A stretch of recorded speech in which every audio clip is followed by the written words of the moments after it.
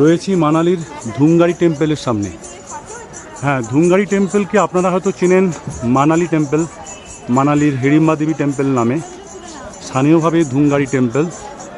যে হিড়িম্বা দেবী টেম্পেলের সঙ্গে দারুণ একটা মহাভারতের যোগ রয়েছে। দ্বিতীয় পাণ্ডব ভীম এই হিড়িম্বা দেবীকে বিবাহ করেছিলেন। যখন পঞ্চপাণ্ডব অজ্ঞাতবাসে ছিলেন তখন ভীম হিড়িম্বা দেবীর ভাই হিড়িম্বকে হত্যা করেন এবং পরে হিড়িম্বা দেবীকে বিবাহ করেন। পুরোটাই একটা প্রাচীন গুহা মন্দির।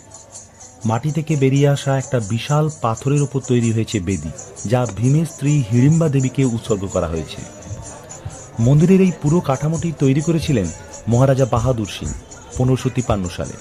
মহাভারতে কথিত আছে, অজ্ঞাতবাসের শেষে পঞ্চপাণ্ডব ফিরে গেলেও হিড়িম্বা দেবী যাননি, তিনি এখানেই রয়ে যান এবং দেবীর তপস্যা স্থল হিসেবে জায়গাটি মানালির অন্যতম পুণ্যস্থান।